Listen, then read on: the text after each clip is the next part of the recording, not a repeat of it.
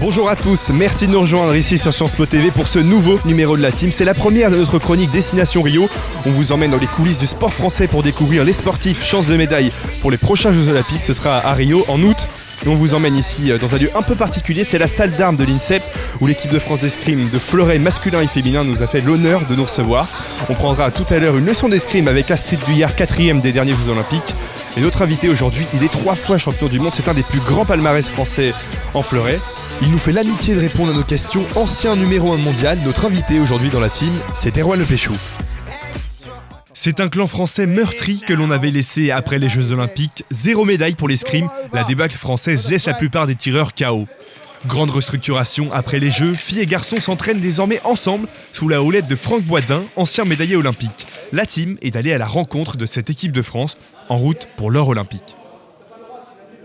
Ici avec l'équipe de France de fleuret masculin, donc Erwan, tu peux nous présenter un peu si vous avez touché du bois, si c'est le cas, l'équipe qui partira au jeu.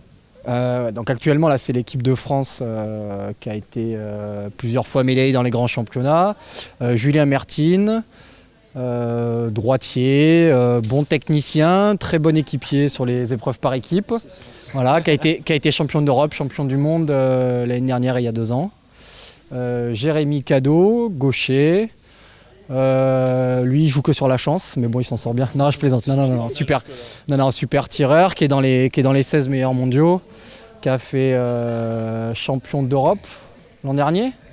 Voilà, champion d'Europe.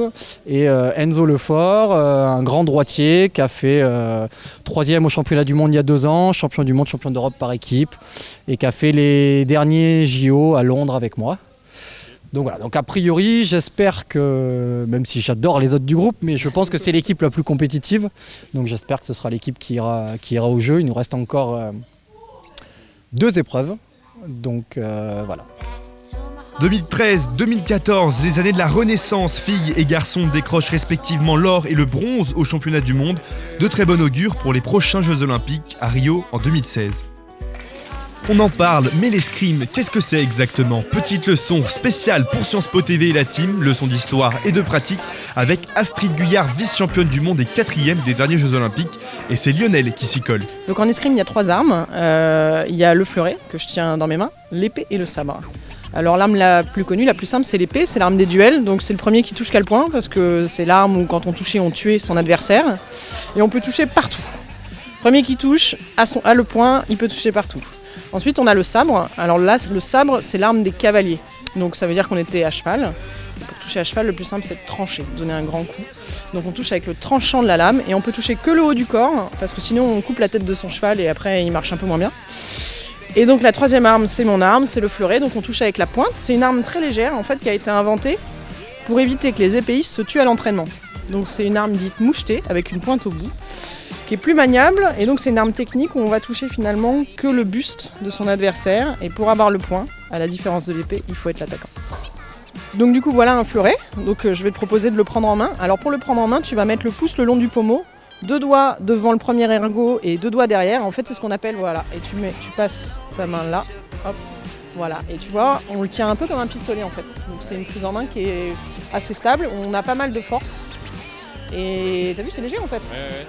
Donc c'est une arme qui est hyper maniable, elle est flexible, comme tu peux le voir. Voilà. Ce qui fait qu'en fait on peut aller toucher le dos de son adversaire.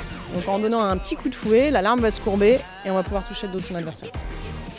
Le leader chez les hommes, c'est lui, Erwan Le Péchou, multiple champion du monde. La team a pu prendre un cours particulier avec, on l'espère, le futur champion olympique d'escrime. Normalement il faut un masque, hein. Donc on va faire sans se toucher. Alors moi je trouve que l'escrime c'est un sport qui est assez intuitif. C'est-à-dire que les règles sont très complexes, mais elles sont à la fois très naturelles. Donc par exemple, je vais t'apprendre à te défendre. Si jamais on n'a pas d'arme, si jamais quelqu'un veut t'attaquer, si je te donne un coup comme ça, qu'est-ce que tu fais? Premier réflexe. Voilà, tu te défends avec ta main, ou alors si tu peux pas te servir de tes mains, qu'est-ce que tu fais? Tu évites ou tu recules. Voilà. Ben, en escrime, c'est pareil. Donc ça, c'est les moyens de se défendre. Donc soit on se défend avec son arme. Donc si je t'attaque, tu te défends avec ton arme, c'est ce qu'on appelle une parade. Sinon, si je t'attaque, tu peux reculer. Ça, c'est ce qu'on appelle une retraite. Donc ça sert à se déplacer, mais aussi à éviter une attaque. Ensuite, pour aller toucher, c'est comme pour toucher avec la main, sauf qu'on a un fleuret qui fait 1m10. Donc on va se mettre un petit peu plus loin et pour aller toucher, on va allonger son bras et on va essayer d'aller toucher. Je suis trop loin de toi, donc pour aller toucher, tu vas lancer ta jambe avant et faire ce qu'on appelle une fente. C'est-à-dire que la position de garde, nous on est en garde comme ça, bien fléchi pour pouvoir pousser sur les jambes. On va lancer le bras et ensuite tu lances ta jambe avant et tu pousses sur ta jambe arrière. C'est pas mal, c'est pas mal. Alors après, je vais pas me mettre en face, je vais me mettre sur le côté. Après, il faut que tu arrives à pousser donc sur cette jambe-là, tu fléchis et tu pousses sur la jambe arrière. Et t'amènes le pied, par exemple là, tu peux l'amener jusqu'ici ton pied. Pas mal. Et maintenant, tu allonges ton bras complètement. Voilà. Donc ça c'est bien, sauf que tu le fais à l'envers. C'est-à-dire que normalement, on allonge son bras d'abord et après on se fend. Voilà. Donc tu fais, dans le même temps, tu fais là et là. Voilà. Voilà. Et ben voilà, parfait, tu sais faire de l'escrime. Donc maintenant, si moi je t'attaque, tu te défends, et ensuite tu viens me toucher. Voilà.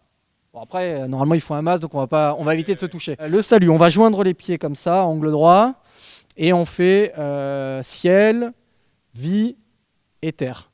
Et on peut commencer le match maintenant une fois qu'on s'est salué. Voilà. Donc le salut, on va faire 1, 2 et 3. Et c'est important en escrime, on fait toujours le salut avant de commencer le match et à la fin du match, on salue l'adversaire, l'arbitre. C'est une des valeurs, le respect, une des valeurs essentielles en escrime et qui est bien codifiée dans les règles. Mais au-delà de ça, tous les tireurs se respectent et se serrent la main, même en ayant perdu. Voilà, il y a des... Voilà, merci beaucoup Erwan pour cette leçon. On se retrouve tout de suite pour la partie interview avec Erwan.